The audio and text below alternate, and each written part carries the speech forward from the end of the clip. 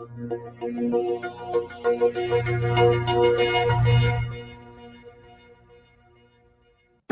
ने कर रखा है परेशान। बिना सैनिटाइजेशन के तो अब गुजारा ही नहीं। लेकिन हर चीज पर तो सैनिटाइजेशन का इस्तेमाल नहीं हो सकता। सब्जी, फल, अखबार, ऑफिस फाइलें, मास्क, लिफाफे, घड़ी, चश्मा जैसी हर चीज जिस पर लिक्विड सैनिटाइजर का प्रयोग नहीं कर सकते, उसके लिए प्रयोग कीजिए रक्षक यूवी सैनिटाइजेशन बॉक्स, जिसमें हर चीज बिना गीली हुए सैनिटाइज हो जाती है। इस बॉक्स की खूबी है कि ये पूरी तरह मेड इन इंडिया है और इसे आईआईटी के इंजीनियरों ने बनाया है। तो जल्दी अपने घर और ऑफिस में ले आइए रक्षक यूवी फिल्टर बॉक्स और हो जाइए निश्चिंत। नमस्कार, जुबली पोस्ट के खास कार्यक्रम एडिटर्स टॉक में आपका स्वागत है। मैं हूं उत्कर्ष सिन्हा। आज अयोध्या में राम मंदिर बनने की शुरुआत समारोह पूर्वक हो गई। एक बड़ा समारोह हुआ और इस बड़े समारोह को पूरी दुनिया ने देखा। अपने इवेंट्स के लिए दुनिया भर में पहचाने जाने वाले प्रधानमंत्री नरेंद्र मोदी ने एक बार फिर साबित कर दिया है कि वो इस वक्त फिलहाल दुनिया के सबसे बड़े पॉलिटिकल शोमैन हैं। अयोध्या के शो की झलकियां देखेंगे और उसके बाद किस तरह का परिदृश्य उभरने वाला है उस पर करेंगे बात। तो पहले देख लेते हैं अयोध्या की झलकियां। अयोध्या में करीब 500 साल से जिन लम्हों का इंतजार था, वो लम्हा आज अवध नगरी में फलीभूत हो गया है। करोड़ों राम भक्तों का सपना आज साकार हो गया है। प्रधानमंत्री नरेंद्र मोदी ने शुभ मुहूर्त में आज राम जन्मभूमि का मंत्रोच्चार के बीच भूमि पूजन किया। इस दौरान प्रधानमंत्री नरेंद्र मोदी ने राम जन्मभूमि मंदिर की नींव में 9 शिलाएं रखी और मंदिर निर्माण का शुभारंभ किया। भूमि पूजन से पहले पीएम मोदी ने हनुमानगढ़ी मंदिर की पूजा की और उन्हें यहाँ पर पगड़ी पहनाई गई। इसके बाद प्रधानमंत्री नरेंद्र मोदी रामलला के दर्शन करने गए और पूरी विधि विधान से उनकी पूजा की। इस दौरान पीएम ने साष्टांग दंडवत प्रणाम किया और परिसर में पारिजात का पौधा लगाया। भूमि पूजन के दौरान पीएम नरेंद्र मोदी के साथ आरएसएस प्रमुख मोहन भागवत, यूपी की राज्यपाल आनंदीबेन पटेल, यूपी सीएम योगी आदित्यनाथ भी मौजूद हैं। अयोध्या में राम मंदिर की आधारशिला रखने के बाद प्रधानमंत्री नरेंद्र मोदी ने कहा, आप भगवान राम की अद्भुत शक्ति देखिए। इमारतें नष्ट हो गई, क्या कुछ नहीं हुआ? अस्तित्व मिटाने का हर कोई प्रयास हुआ, बहुत हुआ, लेकिन राम आज भी हमारे मन में बसे हैं, हमारी संस्कृति के आधार है। इस दौरान प्रधानमंत्री नरेंद्र मोदी ने राम मंदिर के शिलापट जारी किया। इसके अलावा डाक टिकट भी जारी किया और पीएम मोदी को यहां भगवान राम की मूर्ति भेंट की गई। भूमि पूजन के बाद यूपी के सीएम योगी आदित्यनाथ ने कहा कि प्रधानमंत्री नरेंद्र मोदी की सूझबूझ और प्रयासों के कारण आज संकल्प पूरा हो रहा है। 500 वर्षों का एक लंबा,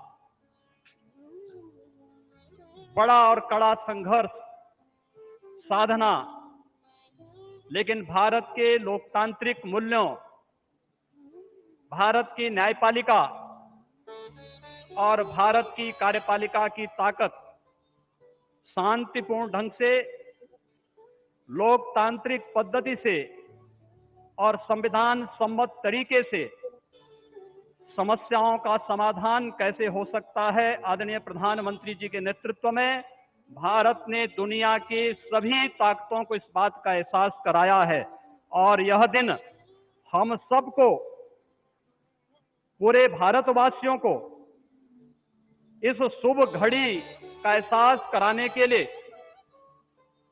क्योंकि इस घड़ी की प्रतीक्षा में हम सब की कई पीढ़ियां चली गई।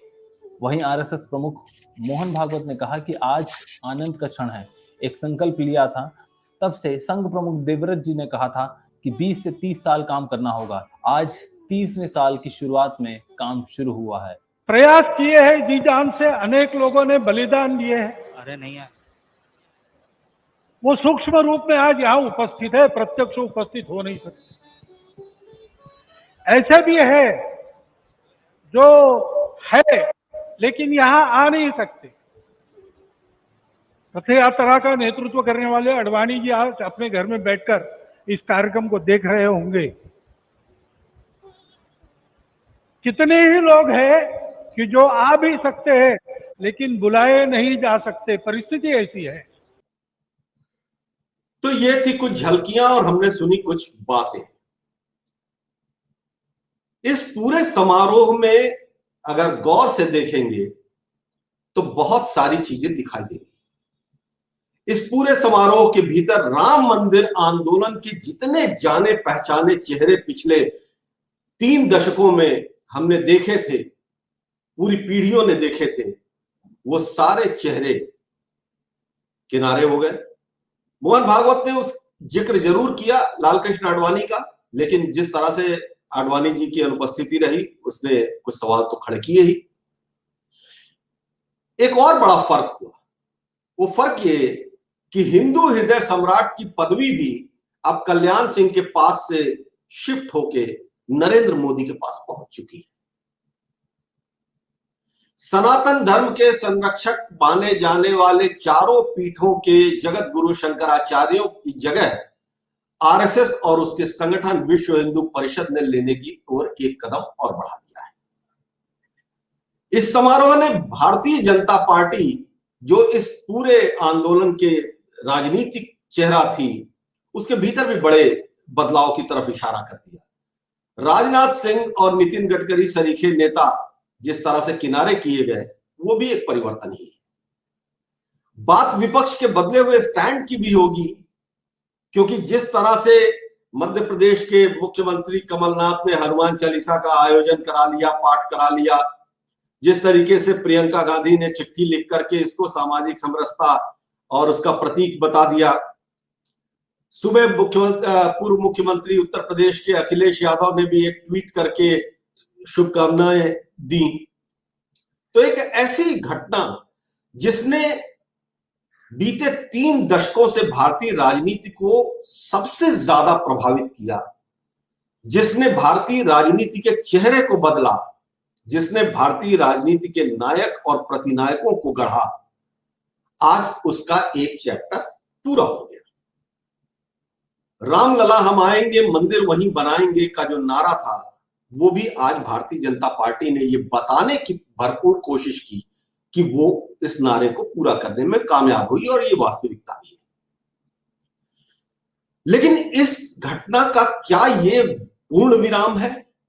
क्या मंदिर की राजनीति का ये पूर्ण विराम है, या सिर्फ एक अर्ध विराम है, जहां से चीजें एक बदलाव की तरफ जाएंगी, जहां से चीजें एक शिफ्ट ऐसा लेंगी, तो उस शिफ्ट के भीतर क्या भारतीय राजनीति में से ये मुद्दा विलीन हो जाएगा?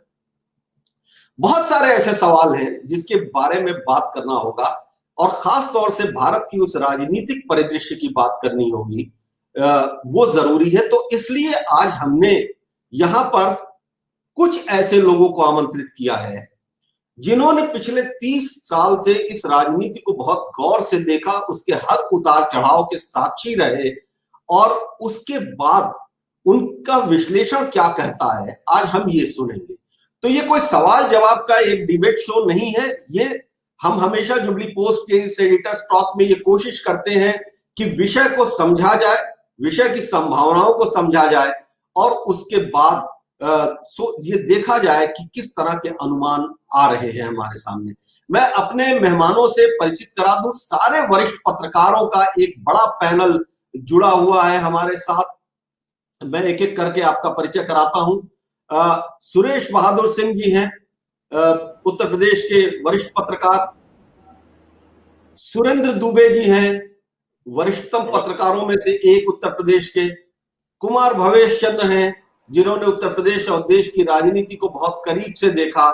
और साथ हैं हमारे हेमंत तिवारी, जो इस पूरे राजनीतिक घटनाक्रम को इन्होंने भी बहुत करीब से देखा, उस पहले दृश्य से लेके। और ये सारे जो हमारे मेहमान हैं आज हमारे साथ जुड़े हुए, वो लोग हैं जिन्होंने मंदिर आंदोलन की शुरुआती घोषणा से लेकर के आज जब राम मंदिर का शिलान्यास हो रहा है तब के साक्षी रहे थे।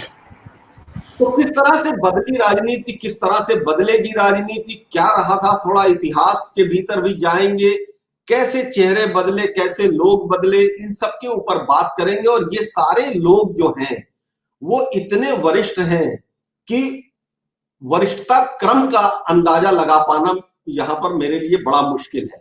लेकिन बात की शुरुआत करनी है तो मैं बात की शुरुआत आज कर रहा हूं सुरेश बहादुर सिंह से। सुरेश भाई, जी, इस पूरे घटनाक्रम में आपको पहले तो ये बताइए कि क्या इस घटनाक्रम को देखने के बाद आपकी त्वरित टिप्पणी क्या है, और उसके बाद फिर हम समझने की कोशिश करेंगे कि आगे क्या होगा। तो पहले राउंड में एक त्वरित टिप्पणी का राउंड हम लोग लेंगे। जी देखिए उत्कर्ष जी, अभी आपने एक बात की कि इसके बाद भूमि पूजन के बाद परिदृश्य क्या होगा, प्रदेश का परिदृश्य क्या होगा राम जन्मभूमि के बाद। आप अगर देखिएगा तो राम जन्मभूमि आंदोलन की शुरुआत बहुत पहले से हुई थी, लेकिन उस राम भूमि जन्म के आंदोलन ने 1919 इसलिए जोर पकड़ा कि कमंडल की राजनीति को धराशायी करने के लिए भारतीय जनता पार्टी ने राम मंदिर की बात करनी शुरू कर दी थी। तब भी मुद्दा राजनीतिक ही था। राम मंदिर के बहाने या राम मंदिर की मदद से वो राजनीतिक सत्ता हासिल करना चाहते थे। उस सत्ता को जब वहां से चले हैं, आज आप देखिए उन्होंने वही नारा दिया कि रामलला हम आएंगे, मंदिर वही बनाएंगे। अगर इस पर फिर राजनीति करने की बात न होती या हम इसका राजनीतिकरण देखने की शंका न करते, तो जिस दिन हमारे पास सर्वोच्च न्यायालय से फैसला आया था उसी दिन यह हो जाना चाहिए था कि मंदिर की राजनीति खत्म हो जानी चाहिए थी। सभी राजनीतिक दलों को मंदिर के मुद्दे पर इस तरह से बात करना बंद कर देना चाहिए था, क्योंकि तब न हिंदू की बात थी न मुस्लिम की बात थी। और आज उस फैसले के बाद भी, जबकि सर्वोच्च न्यायालय का फैसला है, सर्वोच्च न्यायालय के आदेश के बावजूद मंदिर बन रहा है, उसके बनने के बावजूद भी आज जिस तरह से भव्य आयोजन किया गया या जिस तरह से बताया गया कि भारतीय जनता पार्टी के चुनाव घोषणा पत्र में था और भारतीय जनता पार्टी ही मंदिर बनवा रही है, जिस तरह से प्रधानमंत्री जी ने या मुख्यमंत्री जी ने मंदिर की नींव रखी या बात रखी, इससे इस शंका को दोहरा नहीं जा सकता कि ये मंदिर की राजनीति अभी यही खत्म नहीं हो गई। निश्चित रूप से इसका अगला भी कदम देखना बहुत आवश्यक होगा। कहीं भी किसी भी रूप में इसका एक राजनीतिक लाभ तो या राजनीतिक लाभ लेने का प्रयास किया जाएगा। ये बात दूसरी है कि आज प्रधानमंत्री जी ने वो सारी बातें कह के विपक्षी दलों के कहने पर बंद कर दिया। जैसे उन्होंने कहा था कि रामलला हम आएंगे, मंदिर वहीं बनाएंगे, प्रतिथि नहीं बताएंगे। वो बात जो है वो एक मुद्दा जो विपक्षी दलों का था, आज इन्होंने भी उसको वापस ले लिया।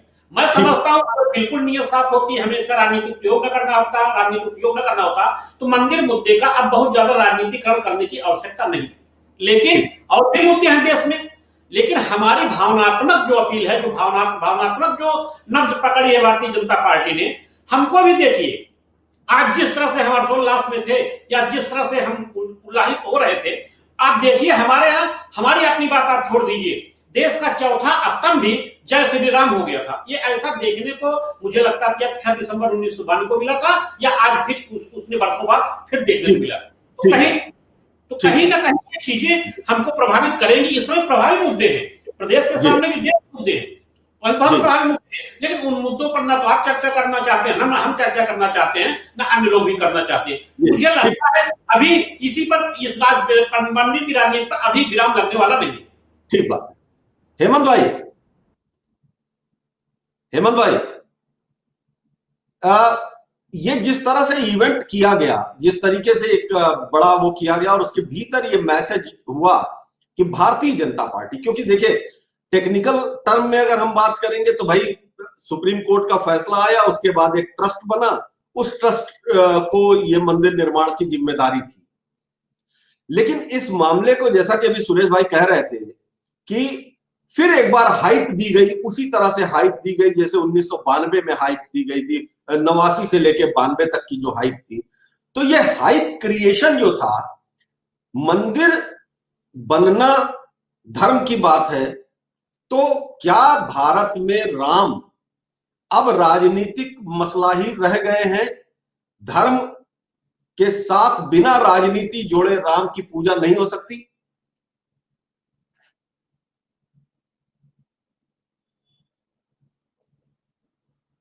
है जो बार बार नहीं होता। सुरेश बहादुर जी हैं, सुरेंद्र दुबे जी हैं, हम लोग जो कुछ घटित हुआ पिछले 3 दशकों में उसको हम लोगों ने बहुत नजदीक से अपनी आंखों से देखा है। लेकिन जो उन्माद, जो भाव, जो जोश, जो माहौल 90, 91, 92 में हुआ करता था, जिस माहौल ने इस देश की राजनीति में, खासतौर से हिंदी हृदय प्रदेशों की राजनीति में एक युगांतरकारी परिवर्तन प्रस्तुत किया, वह बात आप कृत्रिम तौर से नहीं ला सकते हैं। 90 के दशक में जो कुछ था उसी को दोहराने का या उसके आसपास जाने का एक प्रयास है, इसमें कोई शक नहीं, ये एकदम स्पष्ट है। परंतु वातावरण में फर्क है। और वातावरण ही क्यों, आप स्वयं देखें कि 92 में जब कल्याण सिंह की सरकार इस मुद्दे पे बर्खास्त हुई, मेरे ख्याल में चरम काल था। उसके बाद जितने इलेक्शंस हुए, जितनी अपेक्षाएं थी, शायद उन अपेक्षाओं के अनुरूप परिणाम नहीं मिले भारतीय जनता पार्टी को ही, जबकि भारतीय जनता पार्टी ने एक तरीके से समझ लिया, समझ नहीं लिया, इसको सिद्ध भी किया था कि ये मंदिर का मुद्दा उसका मुद्दा है, क्योंकि दूसरी जो अपोजिशन की पार्टीज थी अलग थलग थी। मुलायम सिंह तो इसके विलेन ही थे, तो जो एंटी हिंदू वोट के एक बड़े रहनुमा बन गए। वो कांग्रेस कहीं की नहीं रही, जबकि एक जमाना था कांग्रेस के पास हिंदू मुस्लिम सब बराबर वोट होते थे, ब्राह्मण, दलित और मुसलमान। कांग्रेस इसी में चली गई क्योंकि कंफ्यूज रही। राजीव गांधी खुद नहीं तय कर पाए कि हमें क्या स्टैंड इसमें रखना है। और उसी बात को एक ऐसे वातावरण में आप देखिए, जोश कैसे देखा, तो सुरेश भाई बताएंगे, दुबे जी बताएंगे। जोश वो होता था, भीड़ कहाँ की आती थी, बाहर की भीड़ आती थी, लेकिन ये गोंडा, बाराबंकी, बहराइच, सुल्तानपुर, जौनपुर, प्रतापगढ़ से लेकर के आसपास की भीड़ आती थी। साहब इतनी बाढ़ है, कोरोना का इतना कष्टकाल है, हर आदमी परेशान है, तो वह जोश आप कृत्रिम तौर पर या किसी इवेंट के जरिए नहीं ला सकते हैं, वो भाव नहीं ला सकते हैं। 100, 200, 500, 1000 पत्रकारों के जय श्री राम कहने से या कुछ जगहों पर दीप जला देने से आप भावना नहीं ला सकते। हाँ, राम मंदिर बनना बड़ी बात है, हम खुद हिंदू हैं, हमको अच्छा लग रहा है, हमारे सारे मित्रों को अच्छा लग रहा होगा जिन्होंने इतने दशक से देखा, और खासतौर से जो बचपन से रामचरितमानस को जानते होंगे, जिनके गांव में रामलीला होती होगी, जिन्होंने रामचरितमानस के विभिन्न किरदारों को देखा होगा, उनका भावनात्मक जुड़ाव है, उनका आध्यात्मिक जुड़ाव है, उनका एक पारंपरिक जुड़ाव है। परंतु जुड़ाव कृत्रिम तरीके से नहीं हो सकता। और आपने कहा पॉलिटिक्स से शुरू हो गई, उधर भूमि पूजन हुआ, उसके बाद आपने राहुल गांधी का देखा, राहुल गांधी के एक ट्वीट देखा जिसमें उन्होंने प्रेम, करुणा और घृणा और क्रोध और तमाम बातें कही हैं, और एक तरीके से नरेंद्र मोदी सरकार पर निशाना साधा है। इसके पहले प्रियंका गांधी का भी ट्वीट आपने देखा होगा। तो दो चीजें देखने को मिली है कि भारतीय जनता पार्टी ने प्रकारांतर से 92 के बाद, बल्कि मैं कहूंगा 95 के बाद, और उसके एक इलेक्शन और बाद से जो राम मंदिर का इशू था, आपने हमेशा देखा होगा भाजपा 98 के बाद से लगातार भारतीय जनता पार्टी का जब भी चुनावी घोषणा पत्र आप उठा के देख ले, वो धीरे धीरे निचले पायदानों पे खुद जाता रहा, जिस भारतीय जनता पार्टी की एजेंडा था। और आज भारतीय जनता पार्टी का जो वजूद है, जो 202 से कहां पहुंच गए, जिसकी बैकबोन ही वही रही है, वही इशू रहा है। क्योंकि सुरेश भाई ने अच्छा फरमाया कि 90 की दशक में जो एक परिवर्तन आया, उत्तर प्रदेश की राजनीति से जो परिवर्तन शुरू हुआ, मंडल कमंडल की राजनीति और राम जन्मभूमि बाबरी मस्जिद को लेकर के एक कट्टरता का जो वातावरण उपजा, उसने प्रत्यक्ष रूप से भारतीय राजनीति को प्रभावित किया। परंतु कालांतर में यही इशू भारतीय जनता पार्टी के लिए गौर होता गया। और आप स्वयं देख लें कि भारतीय जनता पार्टी का ये मंदिर का इशू भाजपा के घोषणा पत्र में 17वें 18वें नंबर पर last but 1, last but 2, last but 3 पे आता गया धीरे धीरे, क्योंकि लगा कि ये इशू ज्यादा चल नहीं रहा है। और अभी मैं बता रहा हूं, बहुत कोशिश करनी पड़ेगी। हालांकि चूंकि भारतीय जनता पार्टी जिस एजेंडे से, जिस थीम लाइन पे काम करती है, और आज के दौर की भारतीय जनता पार्टी जो नरेंद्र मोदी और अमित शाह जैसे लोगों की सोच वाली भाजपा जो बड़ा एग्रेशन की पॉलिटिक्स करती है, वो हो सकता है उसके दिमाग में कोई चीज हो। और शायद अगर ये बात दिमाग में नहीं होती हिंदुत्व की लाइन पे चलने का, तो 2017 में योगी आदित्यनाथ को चीफ मिनिस्टर क्यों बनाते बुला करके? बहुत से दावेदार थे जो सीधे ज्यादा सक्रिय थे, जो जिनके ज्यादा दावे नहीं हो सकते थे, तो इनको हिंदुत्व को जिंदा रखना था। इनके दिमाग में कोई बड़ी होगी। मैं आऊंगा आपके पास, हाँ, लेकिन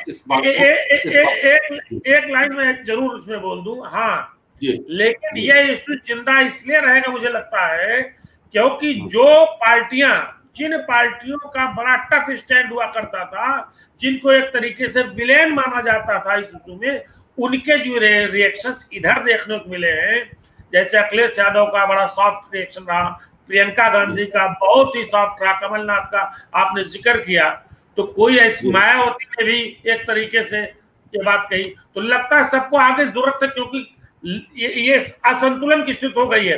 भाजपा 3/4 पहुंच गई है, 1/4 में बाकी सब है, तो संतुलन बनाए रखने के लिए, कुछ और पाने के लिए और लोग भी और पार्टियां भी शॉक हुई हैं, ये एक परिवर्तन दिख रहा है, इसलिए लगता है इसी जिंदा रहेगा। ठीक बात है। भवेश जी, इस पूरे घटनाक्रम में आपको क्या दिख रहा है? क्योंकि सुरेश बहादुर सिंह जी और हेमंत जी ने बहुत क्लियर इस बात को कहा कि इस मुद्दे को खत्म तो नहीं होने देगी भाजपा। अब आज का जो पूरा परिदृश्य देखा गया, जिस तरीके से, ठीक बात है कि कोरोना का कठिन काल है, उसके भीतर बहुत भीड़ नहीं हो सकती है, क्योंकि अगर वो सामान्य समय होता तो शायद फिर उसी तरीके से अयोध्या में एक जमावड़ा होता, एक जुटान होता, लोग बात होते। ऐसे समय में ये शिलान्यास या भूमि पूजन की इतनी जल्दी भी क्या थी, इसको भी जरा सा समझना होगा। और उसके बाद जो है, इस पूरे घटनाक्रम के साथ आप इसको किस तरह से देखते हैं? आपकी पहली टिप्पणी क्या? देखिए उत्कर्ष जी, ये जो कार्यक्रम हुआ, जब ये कोरोना काल नहीं होता, कोरोना का संक्रमण का इतना ज्यादा प्रभाव नहीं होता, दुष्प्रभाव उसका नहीं होता, तो निश्चित रूप से ये इससे बड़ा कार्यक्रम होता, इसकी भव्यता और बढ़ जाती। लेकिन आप देखिए कि इस पूरे कार्यक्रम की भव्यता को किसी भी तरह से कम रहने देने की कोशिश नहीं हुई। कोशिश ये हुआ कि ये कार्यक्रम पूरी तरह से भव्य रहे, पूरा देश और पूरी दुनिया इसको देखे और इसके जरिए कुछ संकेत ले, इसके जरिए कुछ संदेश ले। तो इस कोशिश में भारतीय जनता पार्टी पूरी तरह से कामयाब हुई है, और पूरा जो जिस तरीके से पंप एंड शो हो, जितना भी इस कार्यक्रम को आकर्षक और भव्य बनाया जा सकता हो, उसकी कोशिश हुई। अब आपका दूसरा सवाल है कि क्या भारतीय जनता पार्टी इसको आगे टाल सकती थी कि नहीं टाल सकती थी? भारतीय जनता पार्टी ऐसी पार्टी है जो फ्रंट फुट पे खेलती है, और उसको मालूम है कि ये मुद्दा उसके दिल के करीब है और यह देश के करीब है। हिंदुओं के देश में जहां पे 80% आबादी हिंदू है और बाकी 20% में मुस्लिम और दूसरे धर्म के मानने वाले लोग हैं, उस देश में एक नैरेटिव जो चल रहा था, अल्पसंख्यकों को तुष्ट करो और सत्ता पर हावी हो जाओ, सत्ता पे काबिज हो जाओ, इस नैरेटिव को भाजपा ने अपने बहुसंख्यकवाद से बदल दिया है। ये आज इस बदलाव को आप भारतीय राजनीति में लंबे समय तक महसूस करेंगे, और ये कल से, जैसे ही प्रियंका गांधी का ये ट्वीट आया था, उसको आप समझ लीजिए। अब ये हिंदू भावना को जो पार्टी तुष्ट कर पाएगी, हिंदू भावनाओं का जो रक्षण कर पाएगी, ये राजनीति का यू टर्न है। और भारतीय जनता पार्टी ने राजनीति के इस यू टर्न में बहुत बड़ी भूमिका निभाई है, और इसीलिए भी आप ये कह सकते हैं कि भारतीय जनता पार्टी ये अब इस मुद्दे को नहीं छोड़ेगी, राम मंदिर भी नहीं छोड़ेगी, और हिंदुओं का जो मसला है, हिंदुओं का जो भावनात्मक इशू जो भी होगा, उसका रक्षण होगा और उस पर काम होगा। ठीक बात है। एक बात मैं और छोटी सी बात कह दूं कि राजनीति सिर्फ सत्ता का खेल नहीं होता है, राजनीति एक मास कम्युनिकेशन भी है।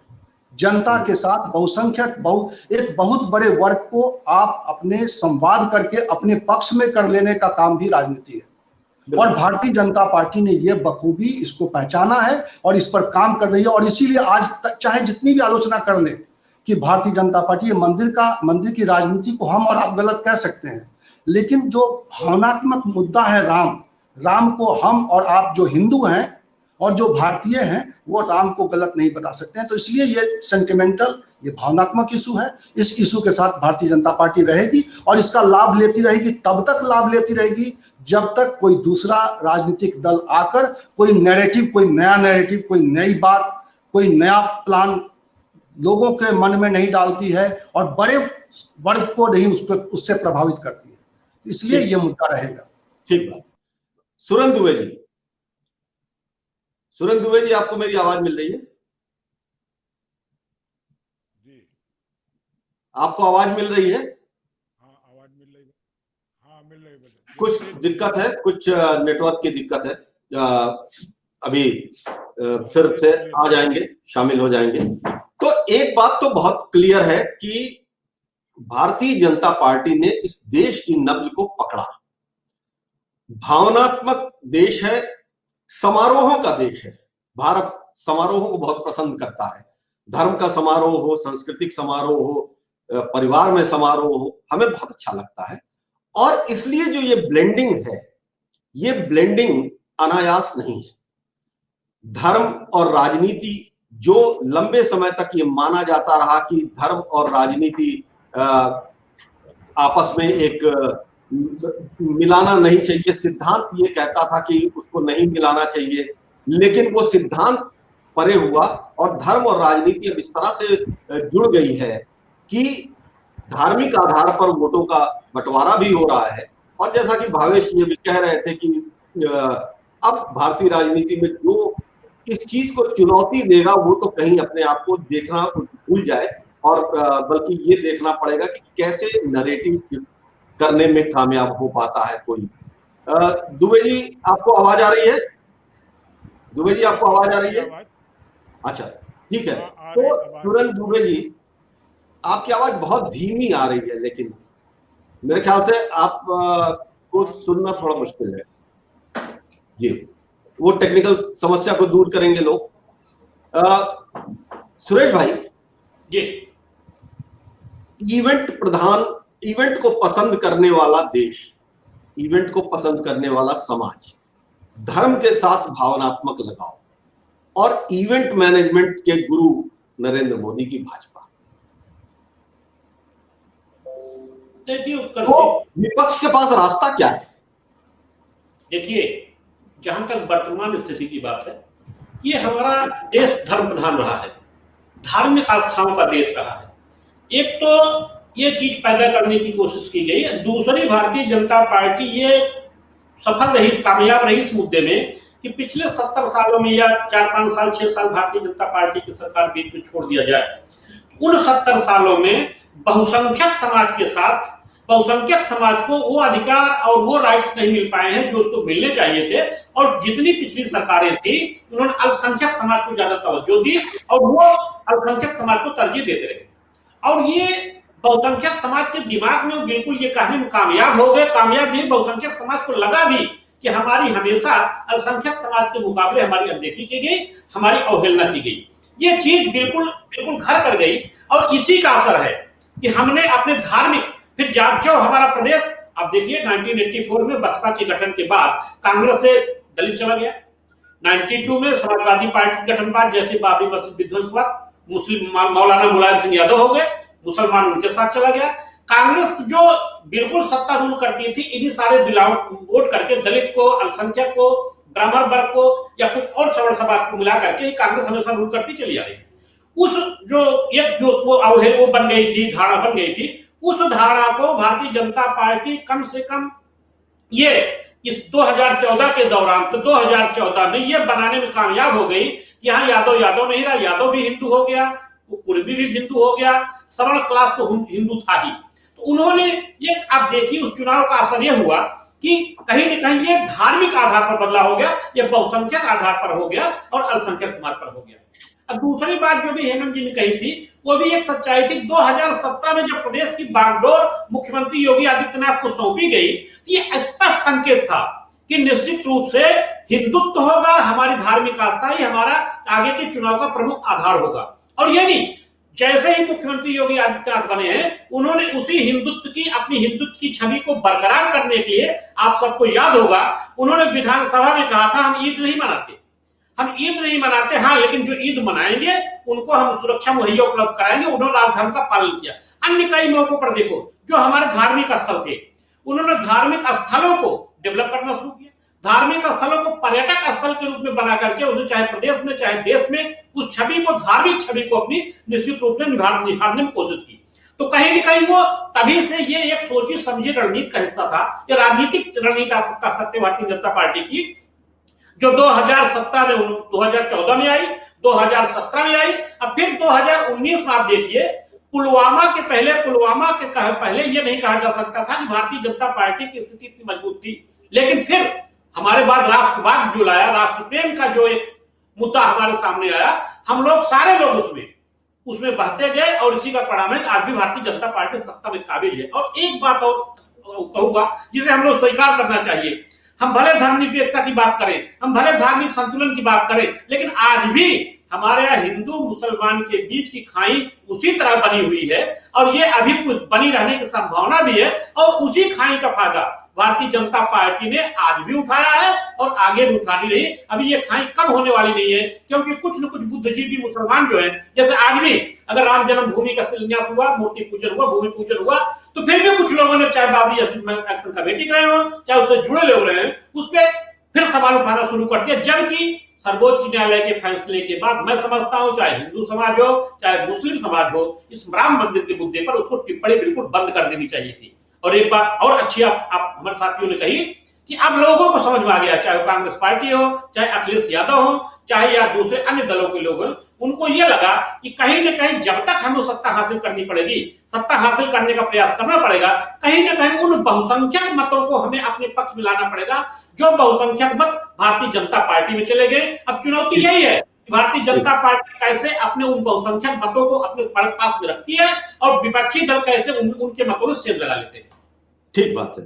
तो हेमंत जी, एक बात जो कही सुरेश भाई ने, उन्होंने कही कि भारत के भीतर हिंदू और मुसलमानों के बीच में खाई बनी हुई है।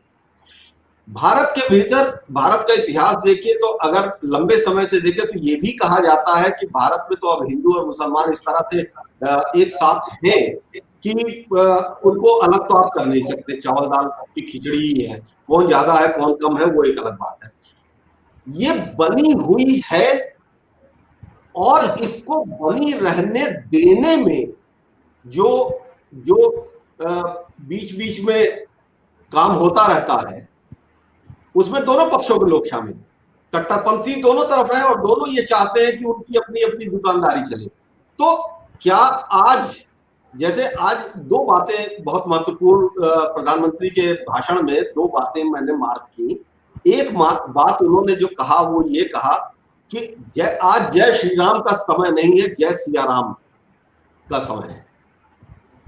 एक जय श्री राम का जो नारा था वो एक उग्र हिंदुत्व की बात है और जय सिया राम को एक समरसता की बात मानी जाती है। और लेकिन साथ में उन्होंने एक चीज और कह दी, उन्होंने कहा, एक उदाहरण दिया उन्होंने, और उस उदाहरण में उन्होंने भयबिन होए न प्रीत का भी एक उदाहरण दिया। तो क्या ऐसा है, मैं आपका आशय समझ गया। मुझे लग रहा कि दोनों सवाल थोड़ा सा उलझे हुए हैं। मैं एक, जिस विषय पे सुरेश जी ने बात की और जो विषय आपने दोबारा उठाया, यही विषय वस्तुतः इस देश की सियासत की अद्यतन वास्तविकता है। This is the reality. इस देश की राजनीति की सबसे विद्रूप सच्चाई यह है कि जिसने किया हो, मैं किसी गुनाहगार नहीं देता हूं। शुरू तो हुआ 6 दिसंबर के बाद ही। इस देश में धार्मिक आधार पर कट्टरता निरंतर बढ़ रही है और भारतीय जनता पार्टी ने यह नब्ज पहचानी, पहले से पहचानी और बाकायदा उसको योजनाबद्ध तरीके से, रणनीतिक तरीके से उसको एक्सप्लॉइट कर रहे हैं। भावेश जी ने बहुत अच्छी बात कही, बहुत तरीके से कर रहे हैं, बहुत सलीके से। जहां जरूरत होती इवेंट भी बनाते हैं, जहां जरूरत होती भावना भी उभारते हैं और सिस्टम ऑर्गेनाइजेशन मजबूत रखते हैं। एक नहीं, कई लेयर्स पे काम करते हैं। बाकी पार्टीज खाली एक लाइन पकड़ के चलती हैं। कांग्रेस कंफ्यूज रही पिछले 30 सालों से, उसको समझ नहीं आया कहां जाए। अब सुनिए मेरी बात, मैंने क्यों कहा धार्मिक कट्टरता बहुत बढ़ रही है, भीषण बढ़ रही है। सुरेश भाई से मैं पूछूंगा, जरूर अपने जवाब देंगे। मेरे गांव में, मेरे बचपन में एक मस्जिद थी, इस वक्त मेरे गांव में 9 मस्जिदें हैं, 9। और मेरे एक गांव में 5 गांव के लोग नमाज पढ़ने आते थे। मेरे गांव में खाली एक मंदिर बड़ा, एक छोटा मंदिर था। मेरे गांव में 8 मंदिर हैं, रोज शाम को पूजा होती है। पहले खाली शनिवार मंगलवार 2 दिन पूजा होती थी। ये परिवर्तन हमने 92 के बाद देखे हैं। हम लोग तो जवान थे, सुरेश भाई जवान थे, हम लोग जाते थे, अयोध्या देखते थे, हम लोगों ने तो ढांचा गिरते देखा। उसके बाद ये परिवर्तन देखे तो कट्टरता बहुत बढ़ रही है, जो बहुत घातक है।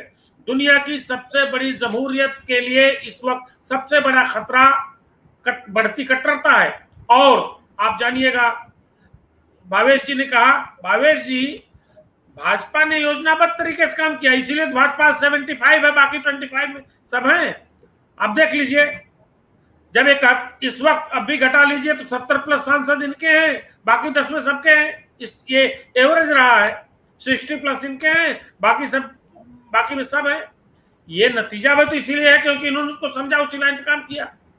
और शायद मैं क्यों कह रहा हूं, 2017 में योगी आदित्यनाथ को ला करके, क्योंकि योगी आदित्यनाथ तो घोषित रूप से कट्टर हिंदुत्व के पोस्टर बॉय कहे जाते रहे हैं भी, और आज भी देख लीजिए, आज भी जब ये सब कुछ कार्यक्रम हो गया तो एक मीडिया चैनल से बातचीत करते हुए जब उनसे सवाल किया गया कि क्या अगर किसी मस्जिद बनेगी, यहाँ आप सांप्रदायिक सद्भाव की बात आप लोग कर रहे हैं, अगर मस्जिद बनी और आपको बुलाया गया तो आप आएंगे? उसके बाद उनका जवाब सुन लीजिए। चूंकि देखिए, भाजपा को पता है, आरएसएस क्या कहा हेमंत भाई, ये भी बता दीजिए, जवाब भी बता दीजिए। अब दूसरे चैनल की बात हम क्या बताएं। उन्होंने बाद में थोड़ा उसको हल्का किया। उन्होंने कहा कि पहले तुझे लोग बुलाएंगे नहीं, अब बुलाएंगे तो मैं जाऊंगा नहीं, उनको पता है। तो वो सीधी सी बात है और इसमें कुछ कहने की। हालांकि आपने देखा, भले आडवाणी जी ना आए हो प्रोटोकॉल, कोविड प्रोटोकॉल के नाते, भले जोशी जी ने वहां दिखे हो, भले कल्याण सिंह ने वहां दिखे हो, मुझे लगता है कि इनके भीतर मन जरूर रहा होगा, क्योंकि इन्होंने पूरी इनकी जवानी का कालखंड उसी आंदोलन के दौर से गुजरा है। अब तो काफी बुजुर्ग हो गए, लेकिन वहां इकबाल अंसारी और एक दो और लोगों को निमंत्रण गया था, वो लोग आए, ये भी दिखाना है। तो अब कुल मिला के बात यह है, जो मुझे समझ में आता है कि भारतीय जनता पार्टी की लगातार कामयाबी को देखने के बाद ही दूसरी पार्टियों का स्टैंड बदला है। अखिलेश यादव और समाजवादी पार्टी कोई क्लियर स्टैंड नहीं ले सकती, लेकिन साफ थोड़ा होना पड़ा है। राहुल गांधी को आपने देखा होगा, पिछले चुनाव में ही वो थोड़ा सॉफ्ट हिंदुत्व पे आ गए थे। प्रियंका गांधी चूंकि समझ रही है, प्रैक्टिकली थोड़ा एक्टिव है, बहुत पतली दुबली पार्टी की दशा हो गई, उसमें समझ रही है, उस हिसाब से उन्होंने एक अच्छा गेम चला है। और आप देख लीजिएगा, जब पॉलिटिक्स की बात हो रही है तो मुझे कहीं ना कहीं से लगता है कि जिस तरीके से राम मंदिर के ऊपर उत्तर प्रदेश से जुड़ी पार्टियों का जो स्टैंड रहा है, चाहे यूपी कांग्रेस, जिसको मैं प्रियंका गांधी के स्तर लेता हूं, चाहे अखिलेश यादव, चाहे अन्य, तो मुझे लगता है कि भाजपा की लगातार बढ़त को देखते हुए 2022 के पहले गैर बसपा एक अलायंस की गुंजाइश बन सकती है, जिसमें खाली मुसलमानों फोकस नहीं होगा, जिसके नाते अखिलेश यादव बदनाम थे या समाजवादी पार्टी बदनाम थी, और घटक दलों के जरिए हिंदू मतों पर भी एक कोशिश की जाएगी, क्योंकि अब अपोजिशन को लगने लगा है कि अस्तित्व बचाने का खाली खतरा नहीं है, बल्कि बड़ा खतरा है। भारतीय जनता पार्टी उसी लाइन पे लगातार स्ट्रेटेजिकली बहुत प्रिपरेशन के साथ, जमीन पे काम के साथ आगे बढ़ रही है। इसीलिए ये जो मंतव्य बदला है, मुझे लगता है इसके पीछे एक बड़ा कारण ये भी हो सकता है। नहीं, ठीक बात है। देखिए, इसके संकेत तो आप इस तरीके से भी देखिए, आप जो बात कह रहे थे बहुत इंटरेस्टिंग है और बहुत क्लियर भी दिखाई दे रहा है कि महाराष्ट्र में जो सरकार बनी, कांग्रेस उस शिवसेना के साथ पार्टनरशिप में गई, उस शिवसेना के साथ अलायंस में गई, जिसको वो लंबे समय तक सांप्रदायिक पार्टी मानते हुए उससे दूरी बनाए रहती थी। तो राजनीति में इस तरह का गठजोड़ जो है वो होने लगा है। और ये भी बात सही है कि जिस तरह से गुजरात के चुनाव में राहुल गांधी ने अपनी यात्राएं की, या कर्नाटक में जिस तरह से उन्होंने यात्राएं की, उसका एक कोशिश ये थी कि जो लेबलिंग हुई है कांग्रेस की गैर हिंदू या हिंदू विरोधी वाली जो लेबलिंग कांग्रेस की हुई है, उससे छुटकारा पाया जाए। और आज कमलनाथ भी यही काम कर रहे थे इसी को, क्योंकि उनको भी 27 सीटों के इलेक्शन फेस करने हैं। दुबे जी जुड़ गए हैं। दुबे जी, आपको आवाज मिल रही है? जी, आपको आवाज आ रही है? ये बहुत बढ़िया आ रही है। सर जी ये जो कुछ आज हुआ अयोध्या में, जिस तरीके से एक बड़ा आयोजन हुआ, जिस तरीके से ये बताने की कोशिश हुई कि ये मंदिर जो है वो भारतीय जनता पार्टी और आरएसएस का मंदिर, इसको मान ही लेना चाहिए, इसके ऊपर जी उत्कर्ष भाई, एक चीज पर पहले हम गौर करें कि 90 के दशक में जब आंदोलन शुरू हुआ तो एक नारा होता था, राम लला हम आएंगे मंदिर वहीं बनाएंगे। ये देखिए, इसको विचित्र स्थिति कहेंगे कि जिन लोगों ने वो नारा लगाया कि राम लला हम आएंगे मंदिर वहीं बनाएंगे, उनमें कोई भी उस पूजन स्थल पर नहीं था। आडवाणी जी, मुरली मनोहर जोशी, कल्याण सिंह, कटियार और भी कई नाम हैं। और पूरा जो आज का भूमि पूजन कार्यक्रम था वो टोटल मंच पर सिर्फ मोदी एंड मोदी था। उसका कारण है कि उनको मालूम है बीजेपी को कि हमारे पास सबसे बड़े आइकॉन और सबसे बड़े नेता यही हैं, तो उसको उन्होंने कोई बीजेपी का बहुत बड़ा वो इवेंट बनाने के बजाय मोदी का ही इवेंट बनाया। अब उसमें हुआ ये क्या, मैं पहले से कह रहा था कि देखिए उसके एक और कारण, जैसे उन्होंने आडवाणी को नहीं बुलाया, इनको मुरली मनोहर जोशी, कटियार, ये जो सीबीआई का मुकदमा चल रहा है स्ट्रक्चर ढहाने का और लास्ट स्टेज में है, हो सकता है अगले महीने तक उस पर कुछ जजमेंट भी आ जाए, क्योंकि सुप्रीम कोर्ट का डायरेक्शन है, मेरा ख्याल सितंबर शायद लास्ट डेट है कि इतने में आपको निर्णय दे देना है। तो बीजेपी ने वो एक चालाकी बरती कि ऐसा ना हो कि ऐसे लोग वहां हो जिनमें से किसी के खिलाफ कोई निर्णय हो जाए, एक बात। दूसरी बात, जो आज का इवेंट था उसने तय कर दिया कि अब हिंदुस्तान में एक बहुत अरसे तक हिंदू या राम की, देखिए दो अलग अलग, राम के मानने वाले और कट्टर हिंदू दोनों बहुत बड़ी संख्या में है। राम हमारे जीवन में रचे बसे हैं, आप कितनी भी आलोचना कर लें कि कैसे मंदिर बन रहा हो, क्या हो रहा, मुहूर्त हो रहा, लेकिन जब पूजन हो रहा था तो मैंने देखा लोग टीवी पर बड़े मनोयोग से देख रहे थे कि भाई एक रामचंद्र जी का एक बड़ा भारी कार्यक्रम हो रहा है। इन सब चीजों का एक असर पड़ता मतदाता में, और इस बात को 2014 में समझने के बजाय, जब 2014 में जीती बीजेपी तो इसीलिए जीती, उसने इस बात को समझा कि यार 80% हिंदू और 20% नॉन हिंदू है, 20% पर राजनीति कर रहे हैं तो हम 80% पर क्यों नहीं कर सकते, तो उन्होंने 80% पर ध्यान दिया। इधर एकमात्र संकेत कांग्रेस का हम मान सकते हैं कि वो एकदम से चेंज किया, उसने यू टर्न लिया। प्रियंका गांधी ने जो कहा मंदिर भूमि पूजन पर, जो कमलनाथ हनुमान जी की पूजा किए, राहुल गांधी अभी उस पर नहीं बोले, वो अभी मोदी पर हिट करने पर ही लगे हुए हैं। शायद कांग्रेस को ये समझ नहीं आ रहा कि ठीक है, एक एक आपने मोर्चा पकड़ लिया, लेकिन आज नरेंद्र मोदी जी की इतने बड़े नेता की छवि पूरे देश में बन गई है कि भले ही सही आलोचना करें लेकिन उसको कोई सुनने वाला नहीं है। मुझे लगता है कि कांग्रेस ने इतना सुधार किया।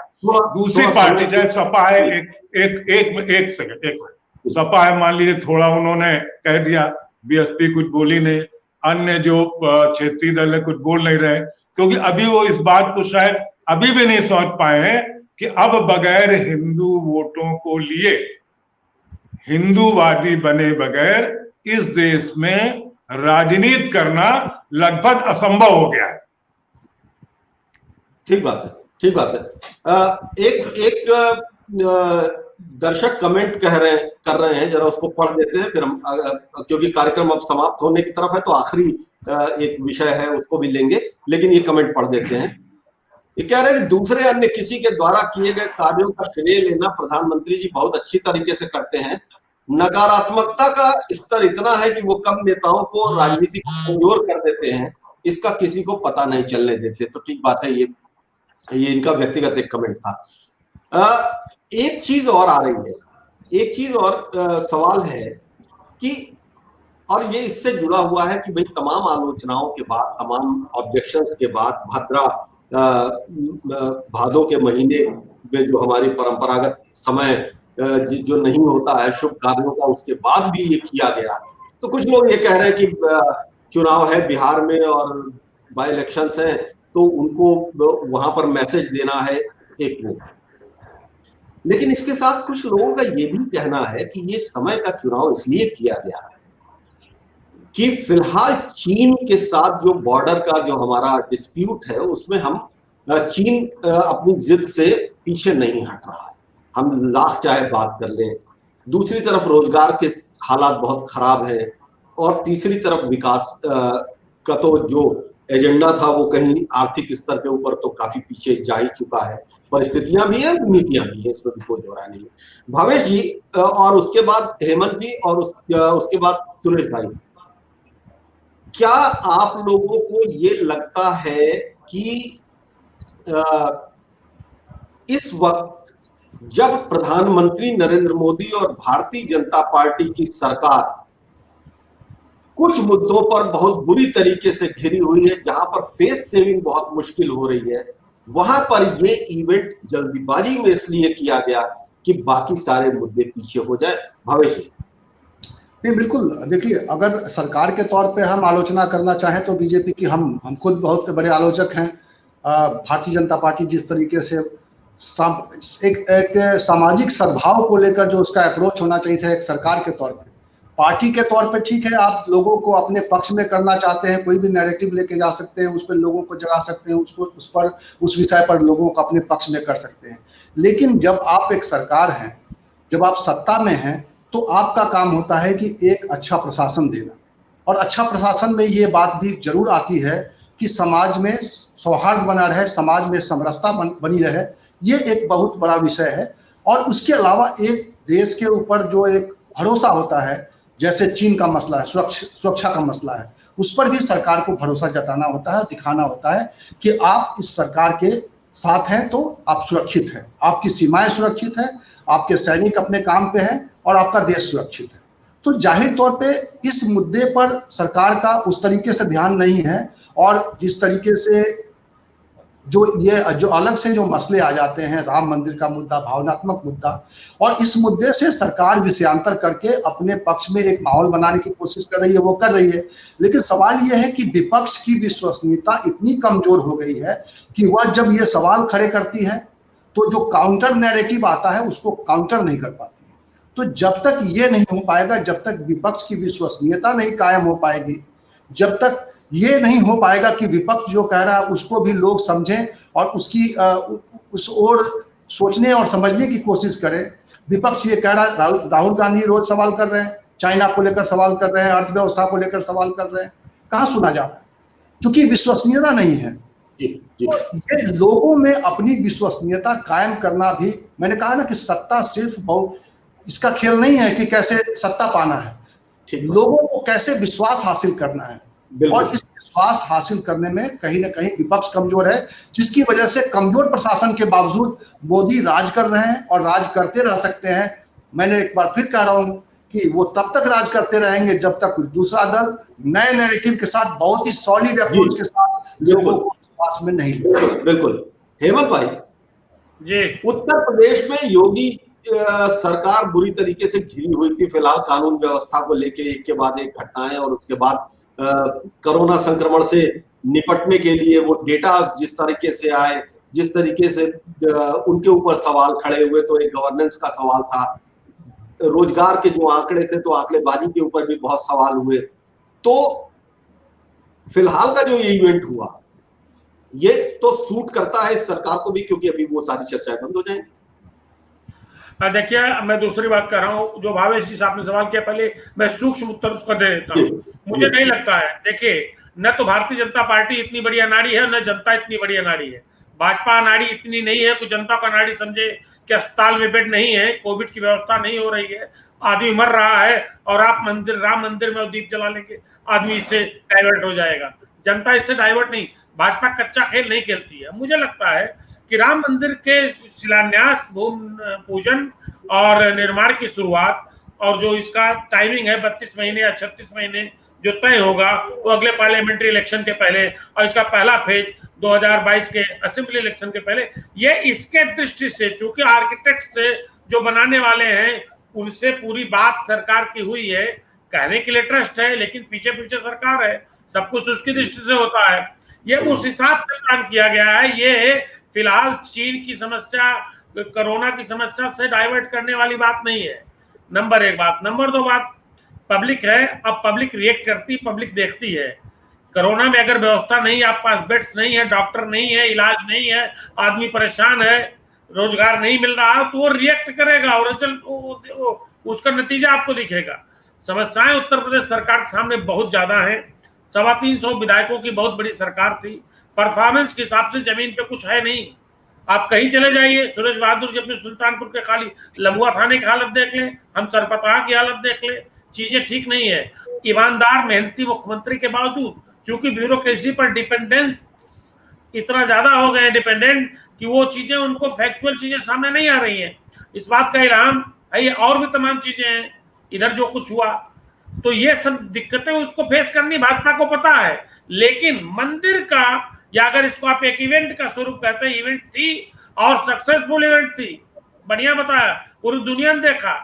और कुछ जगहों को छोड़कर, अभी मैं इंटरनेशनल अखबारों को पढ़ रहा था, खाली अल जजीरा और डॉन अखबार को छोड़ दे और एक आध और अखबार को, तो गार्जियन से लेकर न्यूयॉर्क टाइम्स और तमाम लोगों ने इस भव्यता की बड़ी तारीफ की है और प्रशंसा किया है भाई।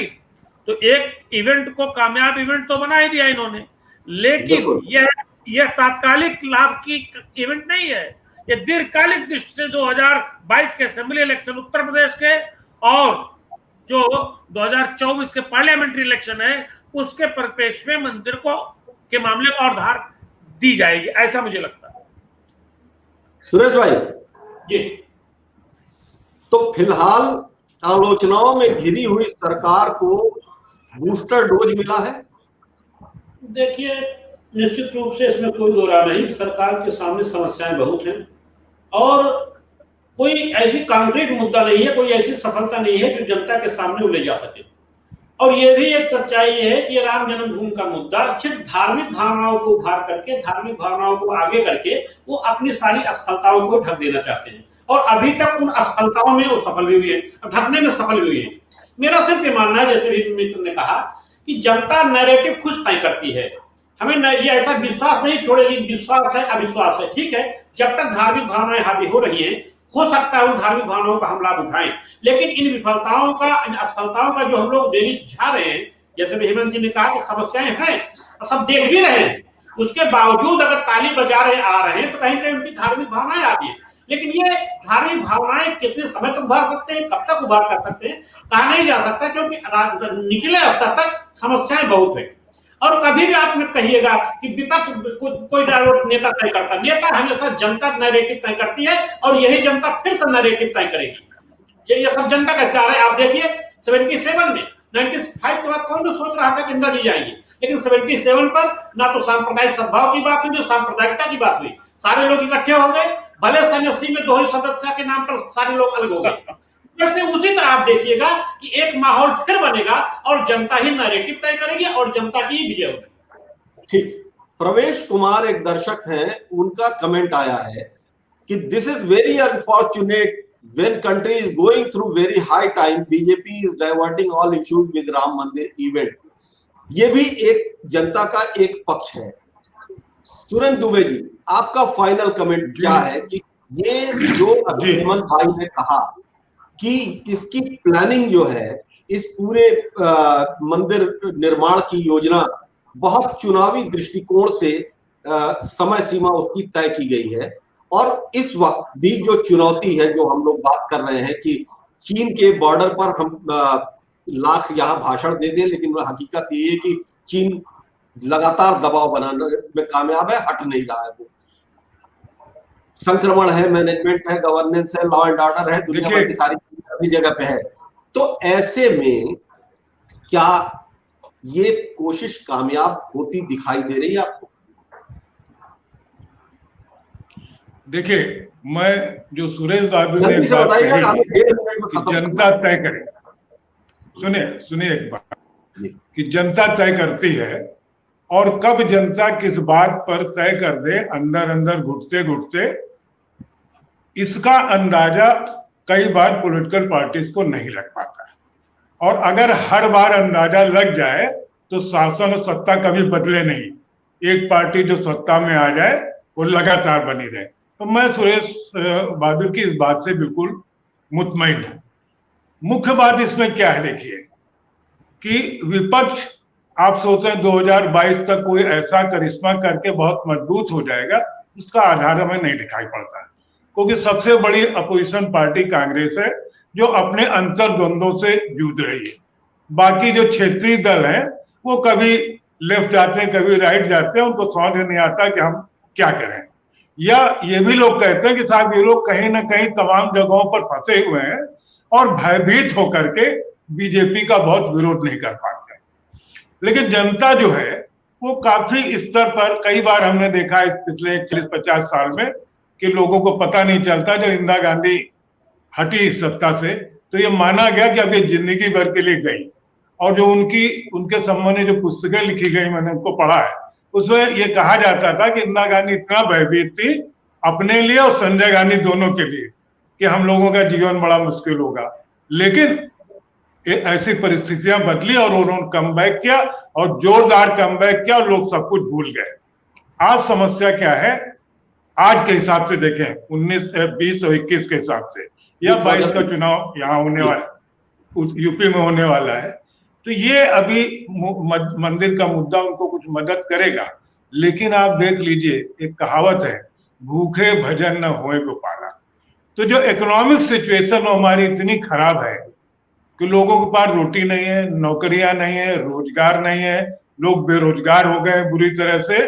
ठीक है, आप उनकी धार्मिक भावनाओं को भड़का करके या उजागर करके कुछ वोट ले सकते हैं, लेकिन ऐसा भी बहुत बड़ा वर्ग होगा जो डायरेक्ट इस समय भूख से जूझ रहा है, उसके लिए मंदिर, हाँ, उसके लिए मंदिर दिखा करके भूख को झुठला पाना एक बहुत मुश्किल काम होगा। ये मेरा बिल्कुल ठीक बात है। और ये जो बात है वो ये कि आज के इस इवेंट के जरिए बीजेपी ने ये बताने की तो बहुत बढ़िया कोशिश की, बहुत सफल कोशिश की कि जो वादा किया था उसमें 30 साल पहले कि रामलला हम आएंगे, मंदिर वहीं बनाएंगे, तो वो नारा और वो वादा हमने पूरा कर दिया।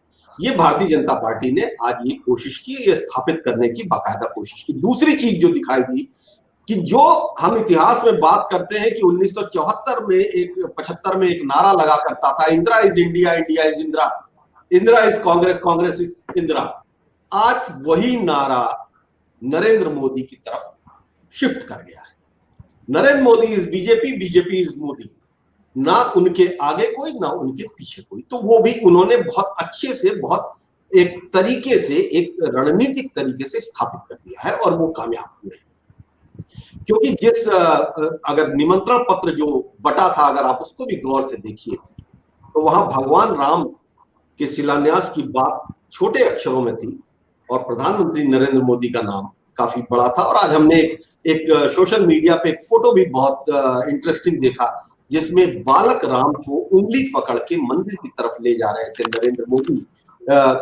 तो ये भी एक मैसेज की पॉलिटिक्स थी कि राम को उनके घर, असल में वनवास से तो राम को आज लेके जा रहे हैं, तो वो भी एक तो प्रतीक गढ़े जा रहे हैं। राजनीति प्रतीकों के जरिए चलती है और प्रतीक गढ़ने में भारतीय जनता पार्टी लगातार सफल होती रही है। लेकिन ये भी बात सही है, यही बात सही है कि हम लोग को ये भी देखना होगा कि मंदिर तो बना, लेकिन मंदिर के बाद जो भूख का सवाल है, जो रोजगार का सवाल है, जो चीन की सीमा का सवाल है, जो व्यवस्थाओं का सवाल है, जो कानून व्यवस्था का सवाल है, उस पर भी अगर उसी मजबूती से काम नहीं करेगी सरकार तो जनता अपना नैरेटिव खुद तय कर लेगी। सुरेश बहादुर सिंह जी, हेमंत तिवारी जी, सुरेंद्र दुबे जी और कुमार भावेश चंद हमारे साथ इस कार्यक्रम में जुड़े। आप सब लोगों ने बहुत अच्छे तरीके से हमारे दर्शकों को समझाया कि स्थिति का विश्लेषण किस तरह से किया जाना चाहिए और क्या संभावना है। तो हमें ये मान लेना चाहिए कि राम मंदिर का मुद्दा राजनीति से आज कतई अलग नहीं हो रहा है, बल्कि वो एक अर्धविराम लेके एक नए पेस, नए डायरेक्शन के साथ और आगे बढ़ रहा है। एडिटर्स टॉक में आज बस इतना ही। हम फिर आपसे कल मिलेंगे इसी वक्त एक नए मुद्दे के साथ। ट्विटर पे हमें फॉलो कर सकते हैं। आप जुबली_पोस्ट पर हमारी वेबसाइट पर गंभीर और विश्लेषणात्मक विश्वसनीय खबरों के लिए आप विजिट कीजिए www.jublipost.in। हिंदी और अंग्रेजी दोनों में यहाँ पर कंटेंट आपको मिलता है। लोगों का बहुत भरोसा बढ़ रहा है हमारे खबरों के ऊपर। और YouTube के हमारे चैनल जुबली टीवी को सब्सक्राइब करिए और नोटिफिकेशन का बटन दबाइए, क्योंकि वैरायटी वाले प्रोग्राम पूरे हफ्ते अलग अलग दिन अलग अलग समय पर हम आपके सामने लेकर के आते रहेंगे। आप सब हमारे साथ जुड़े, आपका बहुत बहुत धन्यवाद। आज के लिए बस इतना ही। नमस्कार।